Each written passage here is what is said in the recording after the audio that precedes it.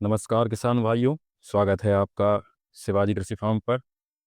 किसान भाइयों, आपने अक्सर देखा होगा कि जब हम गेहूं में पहली सिंचाई लगाते हैं, तो पहली सिंचाई के कुछ दिन पहले या कुछ दिन बाद आपको गेहूं में पीलापन दिखाई देता है। तो आज हम विस्तार से चर्चा करने वाले हैं कि आखिर गेहूं में पीलापन किस कारण से दिखाई देता है। गेहूं में पीलेपन के कई कारण हो सकते हैं। कोई एक कारण नहीं है जिसके कारण आपको जो गेहूं है उसमें पीलापन दिखाई देता है।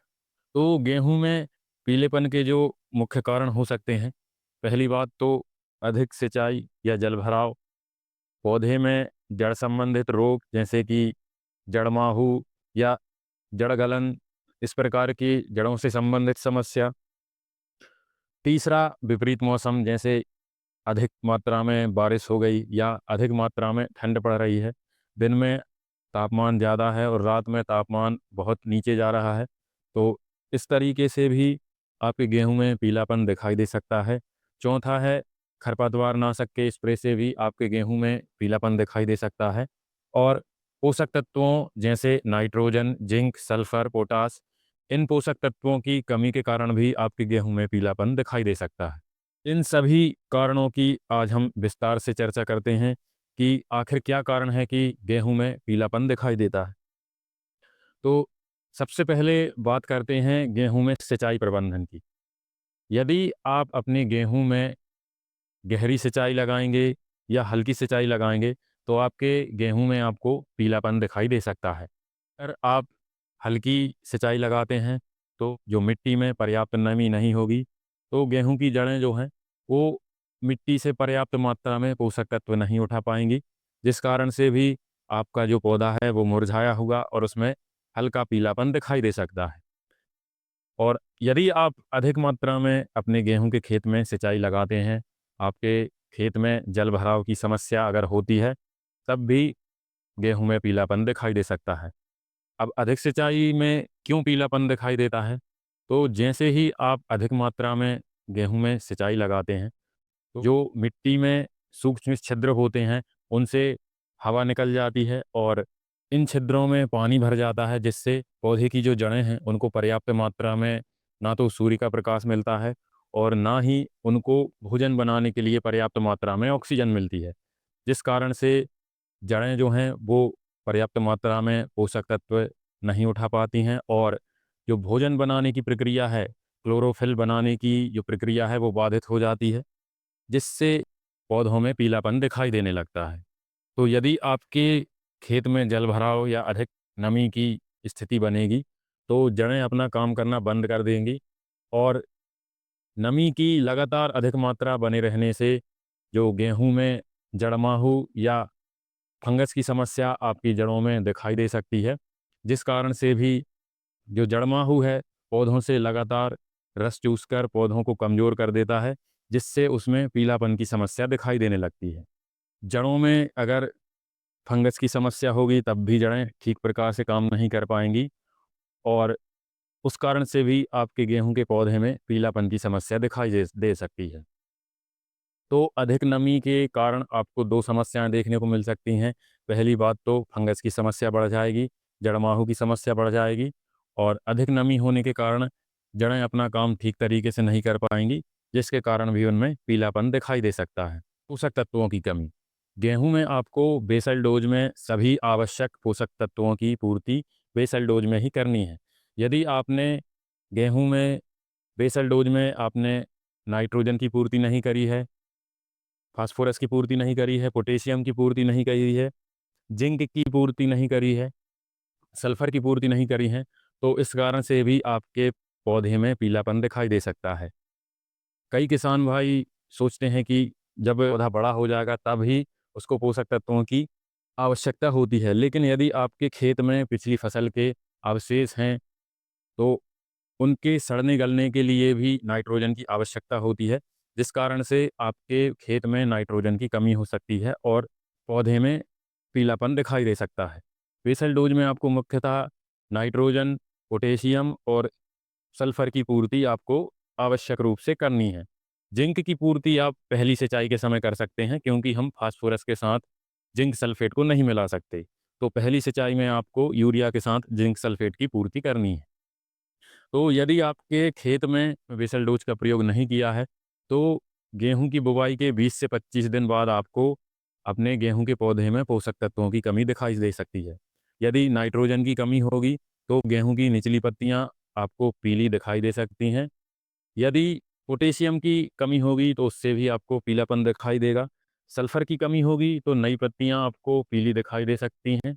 इसके साथ ही अगर जिंक की कमी होगी तो नसें आपको हरी दिखाई देंगी और नसें और किनारों के बीच में आपको हल्का हल्का पीलापन उसमें दिखाई दे सकता है। तो ये जो है वो जिंक की कमी के लक्षण हैं। इसके बाद यदि जड़ माहू या फंगस की समस्या होगी तो पूरे पौधे पर आपको हल्का हल्का पीलापन दिखाई दे सकता है, या पत्तियों के किनारों से पीलापन शुरू होकर निचली पत्तियों तक आपको पीलापन दिखाई दे सकता है। रात में यदि तापमान बहुत ज़्यादा गिर रहा है, बहुत अधिक ठंड पड़ रही है, उस कंडीशन में भी गेहूं की जड़ें पोषक तत्वों को उठाना बंद कर देती हैं, जिस कारण से भी गेहूं में हल्का हल्का पीलापन दिखाई दे सकता है। तो यदि आपने जिंक और सल्फर का प्रयोग किया है तो जिंक और सल्फर जो हैं अधिक ठंड या सूखे के प्रति पौधे को सहनशील बनाते हैं। इस कारण से आपको उसमें पीलापन नहीं दिखाई देगा। तो इससे बचने के लिए या तो आप हल्की हल्की सिंचाई कर सकते हैं। हल्की सिंचाई करने से जो खेत का तापमान है वो मेंटेन हो जाता है, जिस कारण से पीलापन की शिकायत दूर हो सकती है।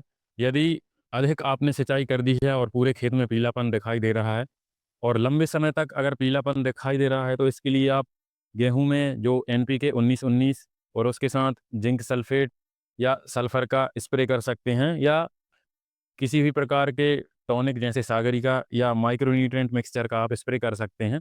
तो इससे आपका जो गेहूं का पीलापन है वो दूर हो जाएगा। गेहूं में पीलापन मुख्य रूप से तब आता है जब जड़ें अपना ठीक प्रकार से काम नहीं करती हैं। तो ऐसी कंडीशन में आपको स्प्रे के माध्यम से पोषक तत्वों की पूर्ति करनी होती है, क्योंकि जड़ें जमीन से पोषक तत्व नहीं उठाती हैं। तो यदि आप स्प्रे के माध्यम से पोषक तत्व देंगे तो वो पत्तों के स्टोमेटा से डायरेक्ट पौधे के सिस्टम में पहुंच जाएंगे और जो पीलापन की समस्या है वो दूर हो जाएगी। और जैसे ही आपके खेत में नमी की पर्याप्त मात्रा हो जाएगी और तापमान या मौसम ठीक हो जाएगा, तो फिर जड़ें दोबारा अपना काम करना प्रारंभ कर देंगी। इसे पोषक तत्व उठाकर पौधे को पहुंचाने लगेंगी, जिससे पौधे में जो पीलापन की समस्या है वो दूर हो जाएगी। कई बार ऐसा भी होता है कि नमी ज़्यादा हो जाती है तो कुछ समय के लिए पीलापन दिखाई देता है। जैसे ही नमी की पर्याप्त मात्रा हो जाती है, जड़ें अपना काम करने लगती हैं, तो वो पीलापन स्वतः ही दूर हो जाता है। पीलापन है वो 7 से 8 दिन या अधिक समय तक आपको पीलापन दिखाई दे रहा है, तो ऐसी कंडीशन में आप स्प्रे के माध्यम से पोषक तत्वों की पूर्ति कर सकते हैं, जिससे गेहूं में पीलापन की समस्या दूर हो जाए। यदि जड़ माहू की समस्या है तो इमिडाक्लोप्रिड 17.8% SL को आप यूरिया के साथ मिलाकर अपने खेत में छिड़क सकते हैं या उसका स्प्रे कर सकते हैं। फंगस की समस्या है तो आप कोई भी सस्ते फंगिसाइड जैसे कि साफ पाउडर जिसमें कार्बनडाजिम प्लस मैनकोजेब आता है, टेबुकोनाजोल प्लस सल्फर का कॉम्बिनेशन है, या थायोफिनेट मिथाइल, इनमें से किसी एक फंगिसाइड को यूरिया के साथ मिलाकर फेंक सकते हैं या आप इनका स्प्रे कर सकते हैं। तो जिस प्रकार की समस्या आपको अपने गेहूं की फसल में दिखाई दे रही है, उस प्रकार से आपको उसका इलाज करना है। खरपतवार नाशक का स्प्रे किया है तब भी आपकी गेहूं की फसल में पीलापन दिखाई दे सकता है। यदि आपने कम नमी या अधिक मात्रा में खरपतवार नाशक का स्प्रे किया है तो आपके गेहूं की फसल को एक झटका लग सकता है। कुछ खरपतवार नाशक दवाओं का स्प्रे करने पर पीलापन आता है, लेकिन 3 से 4 दिन बाद वो पीलापन स्वतः समाप्त हो जाता है।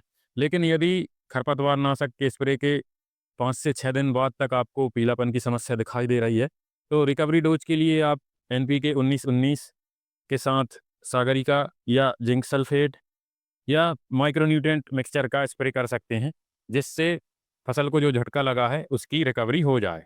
तो इस प्रकार से गेहूं में कई कारणों से पीलापन होता है, तो सही कारण की पहचान करके आपको उसका सॉल्यूशन करना है, जिससे कि गेहूं में पीलापन की समस्या दूर हो सके। यदि गेहूं में पीलापन की समस्या लंबे समय तक बनी रहेगी तो इसमें आपके जो गेहूं की ग्रोथ है, जड़ों का विकास है और कल्लों की संख्या है, उसमें बहुत ही ज़्यादा कमी दिखाई दे सकती है। तो इस प्रकार आपको इस अवस्था में विशेष ध्यान रखना है। इसी तरह खेती से जुड़ी जानकारी के लिए मेरे YouTube चैनल को सब्सक्राइब कर लें और बेल आइकन को भी प्रेस कर लें, जिससे आने वाले वीडियो के नोटिफिकेशन आपको मिलता रहे। धन्यवाद।